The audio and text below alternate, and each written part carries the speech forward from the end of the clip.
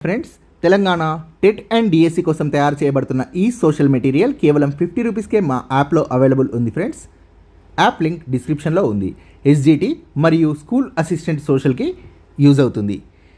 8th class 14th lesson parliament. కేంద్ర ప్రభుత్వం parliament చట్టాలు చేసే అత్యున్నత సంస్థ. దేశమంతటికి పార్లమెంట్ చట్టాలను చేస్తుంది. ఈ చట్టాలను కేంద్ర ప్రభుత్వం అమలు చేస్తుంది. రాష్ట్రాలకు చట్టాలని రాష్ట్ర శాసనసభ సభ్యులు చేస్తారు. 1986 జాతీయ విద్యా విధానం పార్లమెంట్ రూపొందించిన చట్టం ఇది. ఇప్పటికీ విద్యా కార్యక్రమాల్లో మార్గదర్శకంగా ఉంది.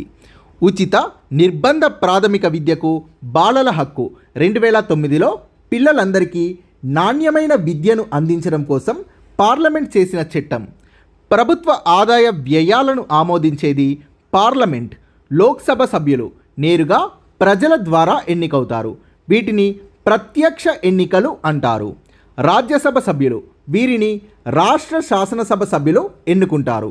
వీటిని పరోక్ష ఎన్నికలు అంటారు. వీరు 6 సంవత్సరాల కాలానికి ఎన్నికవుతారు. ప్రతి 2 సంవత్సరాలకు 3/1 సభ్యుల పదవీ కాలం ముగుస్తుంది. వారి స్థానంలో కొత్త వారిని ఎన్నుకుంటారు. ఆర్థిక విషయాల్లో అధికారాలు లోక్సభకు ఎక్కువ ఉన్నాయి. మంత్రిమండలిని నియంత్రించేది లోక్సభ. లోక్సభకు ఎన్నికలు ప్రతి 5 సంవత్సరాలకు ఒకసారి జరుగుతాయి. లోక్సభ సభ్యుడి అర్హత వయస్సు 25 సంవత్సరాల వయసున్న వ్యక్తి ఎన్నికల్లో పోటీ చేసి లోక్సభ సభ్యుడు కావచ్చు. లోక్సభలో సీట్లు 545, 2 నామినేటెడ్ సీట్లతో సహా. 104వ రాజ్యాంగ సవరణ ప్రకారం 2 ఆంగ్లో ఇండియన్లని లోక్సభకు నామినేట్ చేసే విధానాన్ని తొలగించారు. ఉత్తరప్రదేశ్ నియోజకవర్గాలు 80, మేఘాలయ నియోజకవర్గాలు 2, తెలంగాణ నియోజకవర్గాలు 17. 1951-52లో దేశంలో మొదటి ఎన్నికలు జరిగాయి. ఈ ఎన్నికల నిర్వహణకు పట్టిన సమయం 4 నెలలు. ఈ సమయంలో 17,30,00,000 మందికి ఓటు హక్కు ఉంది. సాధారణ చట్టాన్ని ఉభయ సభలు ఆమోదించాలి. ఆర్థిక విషయాల్లో అధికారాలు లోక్సభకు ఎక్కువగా ఉన్నాయి. ప్రభుత్వ బడ్జెట్ లేదా డబ్బుకి సంబంధించిన ఇతర చట్టాన్ని లోక్సభ ఆమోదించిన తర్వాత రాజ్యసభ తిరస్కరించడానికి వీల్లేదు. మంత్రిమండలిని నియంత్రించేది లోక్సభ. ప్రధానిగా నియమితులయ్యేది లోక్సభలో అధిక శాతం సభ్యుల ఆమోదం పొందిన వ్యక్తి. ప్రధాని మరియు మంత్రుల రాజీనామా. మంత్రివర్గం పట్ల లోక్సభలో అధిక శాతం సభ్యులు అవిశ్వాసాన్ని ప్రకటిస్తే ప్రధానితో సహా మంత్రులందరూ రాజీనామా చేయాలి. 1952 ఎన్నికల్లో ఓటు హక్కుని వినియోగించుకున్న వారి శాతం 46. 2014 ఎన్నికల్లో ఓటు హక్కును వినియోగించుకున్న వారి శాతం 66.4%. కేంద్ర జాబితా. కేంద్రం మాత్రమే చట్టాలు చేయగలుగుతుంది. అనేక విషయాలపై పార్లమెంట్ మాత్రమే చట్టాలు చేయగలదు. ఉదాహరణ కరెన్సీ, సైన్యం, రక్షణ. రాష్ట్ర జాబితా. రాష్ట్రాల శాసనసభలు మాత్రమే చట్టాలు చేయగలుగుతాయి. వివిధ రాష్ట్రాలకు వేర్వేరు చట్టాలు ఉంటాయి.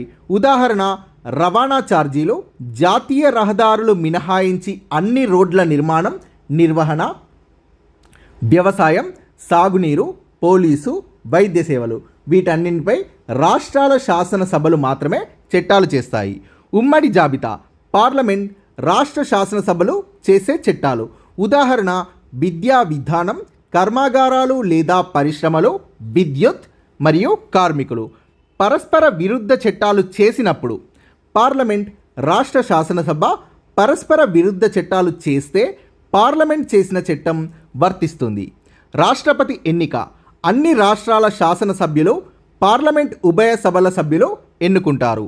ఉపరాష్ట్రపతి ఉభయ సభ సభ్యులు ఎన్నుకుంటారు ఉపరాష్ట్రపతి రాజ్యసభకు చైర్మన్గా వ్యవహరిస్తాడు. చట్టం అమలు. పార్లమెంట్ చట్టం చేసిన తర్వాత రాష్ట్రపతి సంతకం చేసి ఆమోదం తెలిపిన తర్వాతే అమల్లోకి వస్తుంది. భారతదేశ ప్రభుత్వ విధానం పార్లమెంటరీ విధానం. ప్రభుత్వంలోని 3 అంగాలు: శాసన అధికారం, కార్యనిర్వహణ అధికారం మరియు న్యాయ వ్యవస్థ. శాసన అధికారం చట్టాలు చేయడం. కార్యనిర్వహణ అధికారం పార్లమెంట్ చేసిన చట్టాలను, నిర్ణయాలను అమలు చేయడం. న్యాయ వ్యవస్థ చట్టాలు, ఆదేశాలను పరిశీలిస్తుంది, ప్రజల హక్కుల్ని కాపాడి న్యాయాన్ని అందిస్తుంది. కార్యనిర్వాహక వర్గానికి అధిపతి రాష్ట్రపతి. అన్ని మంత్రిత్వ శాఖలకు బాధ్యత వహించేది ప్రధానమంత్రి. మంత్రివర్గం. రాష్ట్రపతి దేశానికి నామమాత్రపు అధిపతి. భారత ప్రభుత్వ నిర్ణయాలన్నీ రాష్ట్రపతి పేరు మీద తీసుకుంటారు. ప్రధాని మరియు మంత్రివర్గ సభ్యుల సలహా ప్రకారం రాష్ట్రపతి నిర్ణయాలు తీసుకుంటారు.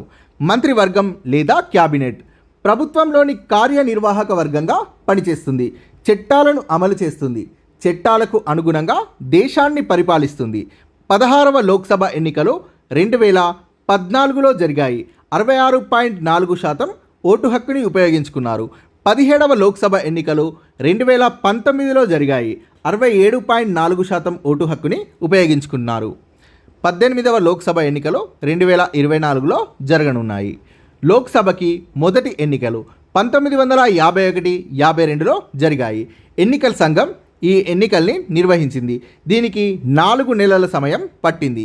సార్వజనీన ఓటు హక్కు ద్వారా ఎన్నికలు జరిగాయి. ఓటు అర్హత వయస్సు 21 సంవత్సరాలు, అంతకంటే ఎక్కువ వయస్సు. ఓటు హక్కు కలిగిన ప్రజలు 17,30,00,000 మంది. పోలింగ్ కేంద్రాలు 2,24,000. ఉక్కు బ్యాలెట్ పెట్టెలు 25 లక్షలకు పైగా ఉన్నాయి. బ్యాలెట్ పత్రాలు 62 కోట్లు. పర్యవేక్షించిన అధికారులు 10 లక్షలు. పోటీ చేసిన అభ్యర్థులు 17,500. ఎన్నికైన సభ్యులు 489. ఓటు హక్కు ఉన్న మహిళల్లో ఉపయోగించుకున్న వారి శాతం 40%. ఓటు ఉన్న వాళ్ళలో ఓటు హక్కును ఉపయోగించుకున్న వారి శాతం 46%. మొదటి లోక్సభ ఎన్నికలు 1952. పార్టీ మరియు గెలిచిన సీట్లు: కాంగ్రెస్ 364, కమ్యూనిస్టులు మిత్ర పార్టీలు 23, సోషలిస్టులు 12, కిసాన్ మజ్దూర్ ప్రజా పార్టీ 9, జనసంఘ్ 3, హిందూ మహాసభ 4, రామరాజ్య పరిషత్ 3, ఇతర పార్టీలు 30, స్వతంత్రులు 41, టోటల్ 489. ఒక సర్వే ప్రకారం 1996 ఎన్నికల్లో ఓటు హక్కు వినియోగించుకున్న వారి శాతం పేదవారు నిరక్షరాస్యులు 61% కాగా పట్టభద్రులు 53%. పేదవారు నిరక్షరాస్యులే ఓటు హక్కుని 1996లో ఎక్కువగా వినియోగించుకున్నారు. సో రాష్ట్రాల వారీగా లోక్సభ నియోజకవర్గాలు. జమ్మూ కాశ్మీర్ రాష్ట్రం 6 లోక్సభ నియోజకవర్గాల్ని కలిగి ఉండేది. అయితే ప్రస్తుతం జమ్మూ కాశ్మీర్ రాష్ట్రం జమ్మూ కాశ్మీర్, లడఖ్ అనే 2 కేంద్రపాలిత ప్రాంతాలుగా మారాయి. రాష్ట్రాల వారీగా లోక్సభ నియోజకవర్గాలు: ఆంధ్రప్రదేశ్ 25, అరుణాచల్ ప్రదేశ్ 2, అస్సాం 14, బీహార్ 40, ఛత్తీస్గఢ్ 11, గోవా 2, గుజరాత్ 26, హర్యానా 10, హిమాచల్ ప్రదేశ్ 4, జార్ఖండ్ 14, కర్ణాటక 28, కేరళ 20, మధ్యప్రదేశ్ 29, మహారాష్ట్ర 48, మణిపూర్ 2, మేఘాలయ 2, మిజోరాం 1, నాగాలాండ్ 1, ఒడిషా 21, పంజాబ్ 13, రాజస్థాన్ 25, సిక్కిం 1, తమిళనాడు 39, తెలంగాణ 17, త్రిపుర 2, ఉత్తరాఖండ్ 5, ఉత్తరప్రదేశ్ 80 అత్యధికంగా ఉన్నాయి ఇక్కడ, పశ్చిమ బెంగాల్ 42. దాద్రా కేంద్రపాలిత ప్రాంతాలు: దాద్రా నగర్ హవేలీ మరియు డామన్ డయ్యు ఈ 2 కూడా విలీనం అయ్యాయి. దాద్రా నగర్ హవేలీ ఒక నియోజకవర్గం మరియు డామన్ డయ్యు ఒక నియోజకవర్గం కలిగి ఉండేవి. సో 2 కలిశాయి కాబట్టి 2 నియోజకవర్గాలు అయ్యాయి. అండమాన్ నికోబార్ దీవులు 1, చండీగఢ్ 1, దాద్రా నగర్ హవేలీ మరియు డామన్ డయ్యు 2, లక్షద్వీప్ 1, పాండిచ్చేరి 1, ఢిల్లీ 7, జమ్మూ కాశ్మీర్ 5, లడఖ్ 1. రాజ్యాంగం దేశ పరిపాలనకు పార్లమెంటరీ తరహా విధానంని రూపొందించింది. ఇందులో చట్టాలు చేసే అత్యున్నత సంస్థ పార్లమెంట్. ప్రతి రాష్ట్రంలో శాసనసభ సభ్యులు ఆ రాష్ట్రాలకు చట్టాలు చేస్తారు. కొన్ని అంశాలపై మాత్రమే రాష్ట్రాలు తమ సొంత చట్టాలు చేస్తాయి. శాసనసభలు చేసిన చట్టాలు, విధానాలు అమలు చేయడానికి రాష్ట్ర స్థాయిలో అధికారులు ఉంటారు. పార్లమెంట్ పాత్ర: న్యూఢిల్లీలో పార్లమెంట్ భవనంలో సమావేశాల సమయంలో జరిగే చర్చల్ని లోక్సభ టీవీ ఛానల్ ప్రసారం చేస్తుంది. పార్లమెంట్ దేశం మొత్తానికి వర్తించే చట్టాల్ని చేస్తుంది. పార్లమెంట్ దేశం మొత్తానికి మన అడవులు, సహజ వనరులైన గనుల వంటి వాటి వినియోగం గురించి, విద్య, ఇతర దేశాలతో సంబంధాలు, పరిశ్రమలు, వ్యవసాయం వంటి విషయాలకు సంబంధించి విధి విధానాలు ఇవన్నీ కూడా రూపొందిస్తుంది దేశం మొత్తానికి. ఈ విధానాలకు అనుగుణంగా ప్రభుత్వాలు కార్యక్రమాల్ని అమలు చేయాలి.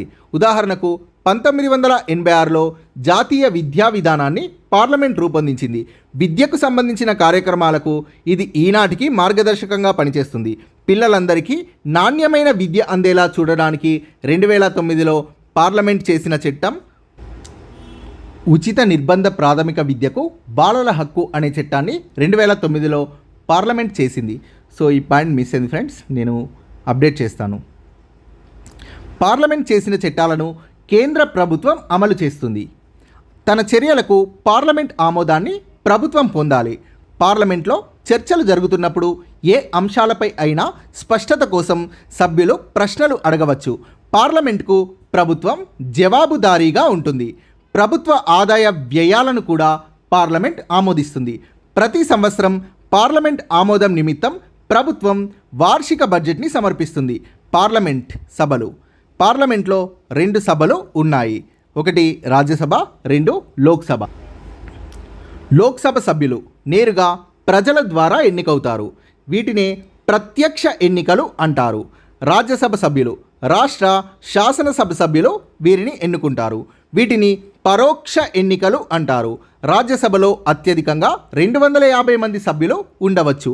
రాష్ట్రాల శాసనసభలు, కేంద్రపాలిత ప్రాంతాలు రాజ్యసభకు తమ ప్రతినిధులను ఎన్నుకుంటాయి.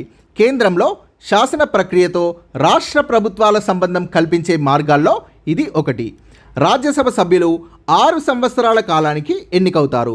ప్రతి 2 సంవత్సరాలకు 3/1 సభ్యుల పదవీ కాలం ముగుస్తుంది. వారి స్థానంలో కొత్త వారిని ఎన్నుకుంటారు. సభల అధికారాలు.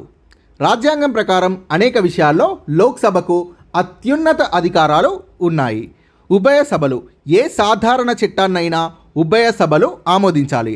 2 సభల మధ్య తేడాలు ఉన్నప్పుడు అంతిమ నిర్ణయాన్ని ఉభయ సభలు ఉమ్మడి సమావేశంలో తీసుకుంటారు. లోక్సభలో ఎక్కువ సభ్యులు ఉండడం వల్ల ఇలాంటి సమావేశాల్లో వాళ్ళ మాటే చెల్లుబాటయ్యే అవకాశాలు ఉంటాయి. ఆర్థిక విషయాల్లో లోక్సభకు ఎక్కువ అధికారాలు ఉన్నాయి. ప్రభుత్వ బడ్జెట్ని కానీ, డబ్బుకు సంబంధించిన ఏ ఇతర చట్టాన్ని కానీ లోక్సభ ఆమోదించిన తర్వాత రాజ్యసభ దాన్ని తిరస్కరించడానికి వీల్లేదు. మంత్రిమండలిని లోక్సభ నియంత్రిస్తుంది. లోక్సభలో అధిక శాతం సభ్యుల ఆమోదం పొందిన వ్యక్తే ప్రధానమంత్రిగా నియమితులవుతారు. మంత్రివర్గం పట్ల లోక్సభలో అధిక శాతం సభ్యులు అవిశ్వాసాన్ని ప్రకటిస్తే ప్రధానమంత్రితో సహా మంత్రులందరూ రాజీనామా చేయాల్సి ఉంటుంది. రాజ్యసభకు ఈ అధికారం లేదు. లోక్సభకు ఎన్నికలు. ప్రజలతో నేరుగా ఎన్నుకోబడటం వల్ల లోక్సభకు ప్రత్యేక అధికారాలు ఉంటాయి. సాధారణంగా లోక్సభకు ప్రతి 5 సంవత్సరాలకు ఒకసారి ఎన్నికలు జరుగుతాయి. 18 సంవత్సరాలు అంతకు పైన వయస్సున్న పౌరులందరికీ ఓటు హక్కు ఉంటుంది. దీనికి గాను వాళ్ళు నివసిస్తున్న నియోజకవర్గంలో తమ పేరుని ఓటర్ల జాబితాలో నమోదు చేసుకోవాలి. 25 సంవత్సరాల వయస్సు ఉన్న వ్యక్తి ఎన్నికల్లో పోటీ చేసి లోక్సభ సభ్యుడు కావచ్చు. లోక్సభలో 545 సీట్లు 2 నామినేటెడ్ సీట్లతో సహా ఉన్నాయి. దీనిలో రాష్ట్రపతితో నామినేట్ చేయబడే ఆంగ్లో ఇండియన్లు 2 ఉంటారు. అయితే 104వ రాజ్యాంగ సవరణ ద్వారా ఆంగ్లో ఇండియన్లను లోక్సభ, అసెంబ్లీలకు నామినేట్ చేసే విధానంని తొలగించారు. రాష్ట్రాలను, కేంద్రపాలిత ప్రాంతాలను నియోజకవర్గాలుగా విభజిస్తారు. వీటి నుండి లోక్సభ సభ్యులు ఎన్నికవుతారు. ఎక్కువ జనాభా ఉన్న రాష్ట్రాలకు ఎక్కువ నియోజకవర్గాలు ఉంటాయి. అందుకే ఉత్తరప్రదేశ్లో 80 నియోజకవర్గాలు ఉన్నాయి. మేఘాలయలో 2 నియోజకవర్గాలు ఉన్నాయి. తెలంగాణలో 17 నియోజకవర్గాలు ఉన్నాయి. కేంద్రపాలిత ప్రాంతమైన చండీగఢ్లో 1 నియోజకవర్గం ఉంది. సో ఉత్తరప్రదేశ్లో 80, మేఘాలయలో 2, తెలంగాణలో 17 మరియు చండీగఢ్లో 1 నియోజకవర్గం ఉంది. లోక్సభకి మొదటి ఎన్నికలు. జనాభా ఎక్కువ ఉన్న దేశాల్లో ఎన్నికల నిర్వహణ చాలా పెద్ద పని. మన దేశంలో 1951-52లో మొదటి ఎన్నికలు జరిగాయి. ఈ ఎన్నికల నిర్వహణకు 4 నెలలు పట్టింది. ముందుగా అర్హులైన ఓటర్లని నమోదు చేయడానికి ఇంటింటికి సర్వే చేశారు. సార్వజనీన ఓటు హక్కు ద్వారా ఈ ఎన్నికలు జరిగాయి. ఆ సమయంలో 17 కోట్ల మందికి ఓటు హక్కు ఉంది. సో ఇది అప్డేట్ చేస్తాను ఫ్రెండ్స్. 17,30,00,000 మందికి ఆ సమయంలో ఓటు హక్కు ఉంది 17,30,00,000 మందికి. ఇందులో చాలామంది మొదటిసారిగా ఓటు వేశారు. స్వేచ్ఛగా ఎన్నికలు నిర్వహించడానికి ఎన్నికల సంఘాన్ని ఏర్పాటు చేశారు. రాజకీయ పార్టీలకు చెందిన వాళ్ళు, స్వతంత్రులు ఈ ఎన్నికల్లో పోటీ చేశారు. పోటీ చేస్తున్న అభ్యర్థులకు ఎన్నికల గుర్తుని ఎన్నికల సంఘం కేటాయించింది. ఈ గుర్తులను ఓటు వేయాల్సిన బ్యాలెట్ పెట్టెలపై అతికించారు. ఎవరికి ఓటు వేయాలో ఆ వ్యక్తి గుర్తు ఉన్న బ్యాలెట్ పెట్టెలో ఓటర్ బ్యాలెట్ పేపర్ని వేయాలి. ఈ ఓటింగ్ ప్రక్రియ రహస్యంగా ఉంచడానికి తెరలు ఏర్పాటు చేశారు. దేశవ్యాప్తంగా 2,24,000 పోలింగ్ కేంద్రాలు ఏర్పాటు చేశారు. 25 లక్షలకు పైగా ఉక్కు బ్యాలెట్ పెట్టెలు చేశారు. సుమారు 62 కోట్ల బ్యాలెట్ పత్రాలు ముద్రించారు. ఇంచుమించు 10 లక్షల అధికారులు ఎన్నికల్ని పర్యవేక్షించారు. దేశం మొత్తం మీద 17,500 అభ్యర్థులు ఎన్నికల్లో పోటీ చేశారు. అంతిమంగా మొదటి లోక్సభకి 489 సభ్యులు ఎన్నికయ్యారు. ఈ ఎన్నికల్లో ముఖ్యమైన అంశం అనేక వర్గాల్లో పరదా లేదా ఘోషా పద్ధతి పాటించి బయటకు రాని సంప్రదాయం ఉన్న నేపథ్యంలో మహిళలు పెద్ద సంఖ్యలో ఓటు వేయడం ఈ ఎన్నికల్లో అతి ముఖ్యమైన అంశం. ఓటు హక్కు ఉన్న మహిళల్లో 40% మహిళలు తమ ఓటు హక్కుని ఉపయోగించుకున్నారు. పట్టణ ప్రాంతాలతో పాటు పల్లెల్లో కూడా అధిక సంఖ్యలో ఓటు హక్కుని వినియోగించుకున్నారు. దళితులు, ఆదివాసీలు కూడా అధిక సంఖ్యలో పాల్గొన్నారు. ఈ ఎన్నికల్లో ముఖ్యమైన అంశం, అప్పటి వరకు ఏ దేశం కూడా మహిళలు, నిరక్షరాస్యులు, పేదలైన పౌరులందరికీ ఓటు హక్కు ఇచ్చి ఇంత పెద్ద ఎత్తున ఎన్నికలు నిర్వహించలేదు. భారతదేశం మాత్రమే నిర్వహించింది.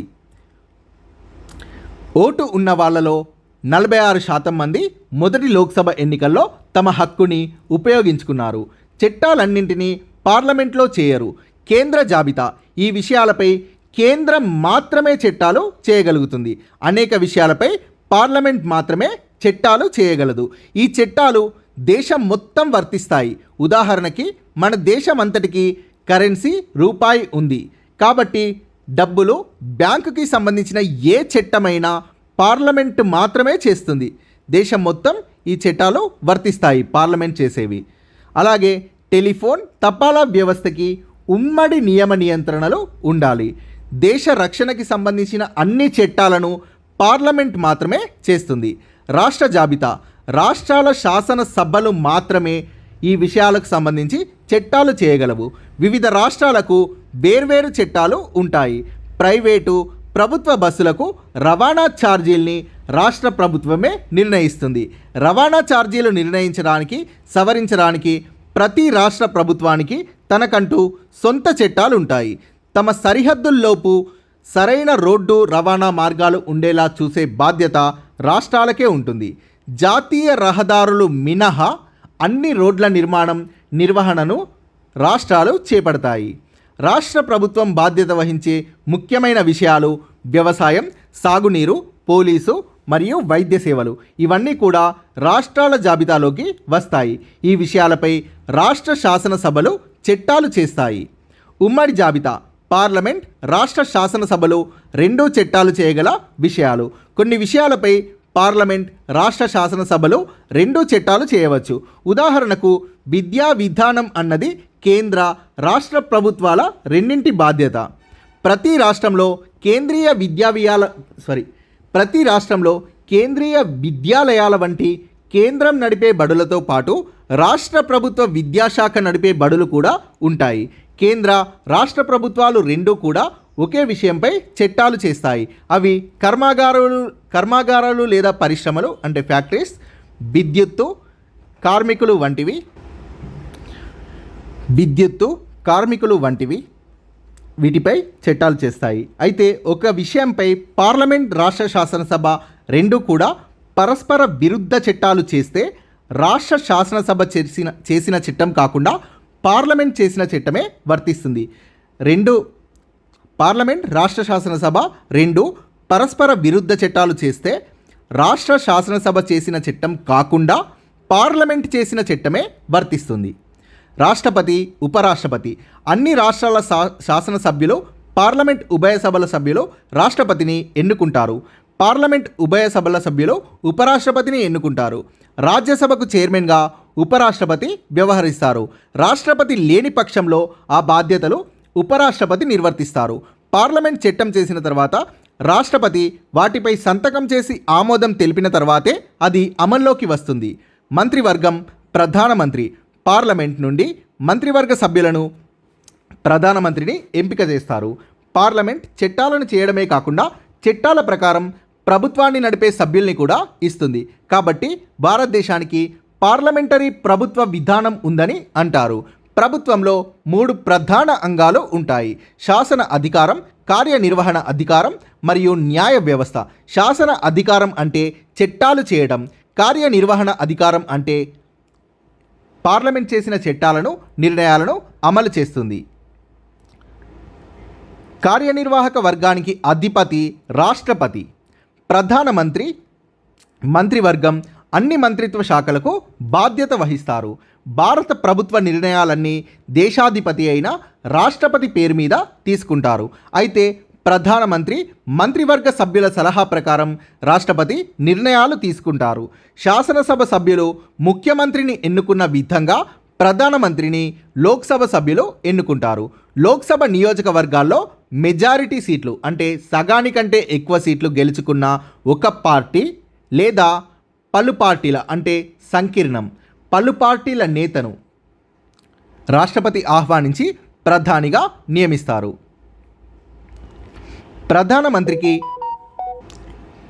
ప్రధానమంత్రికి అధిక శాతం సభ్యుల మద్దతు ఉంటుంది. అతడు లేదా ఆమె మంత్రివర్గంలోని ఇతర మంత్రుల్ని ఎంపిక చేస్తారు. ప్రభుత్వంలోని కార్యనిర్వాహక వర్గంగా మంత్రివర్గం లేదా క్యాబినెట్ పనిచేస్తుంది. చట్టాలకు అనుగుణంగా దేశాన్ని పరిపాలిస్తుంది. అభివృద్ధికి పథకాలు తయారు చేసి వాటిని అమలు చేస్తుంది. కొత్త చట్టాలను, విధానాలను తయారు చేసి లేదా పాత చట్టాలు, విధానాల్ని సవరించి వాటికి పార్లమెంట్ ఆమోదం పొందుతుంది. ప్రభుత్వ పని అనేక రకాలుగా విభజించి ఉంటుంది. ఉదాహరణ రక్షణ, రైల్వేలు. ఒక్కొక్క రంగానికి ఒక మంత్రి నేతృత్వంలో మంత్రిత్వ శాఖ ఉంటుంది. మంత్రితో పాటు ప్రతి మంత్రిత్వ శాఖలో కార్యదర్శి కింద పనిచేసే అధికారులు పెద్ద సంఖ్యలో ఉంటారు. వీరు మంత్రిత్వ శాఖకు సంబంధించి రోజువారీ పనిని చేస్తారు. వివిధ అంశాలపై మంత్రి పూర్తి సమాచారంతో నిర్ణయం తీసుకోవటానికి, సహకరించడానికి వివిధ అంశాలను అధ్యయనం చేసి నోట్సు, ప్రతిపాదనల్ని తయారు చేస్తారు. ఈ నిర్ణయాలు అమలు చేసే బాధ్యత కూడా ఈ మంత్రిత్వ శాఖ అధికారులకే ఉంటుంది. Thank you friends. Please subscribe this channel.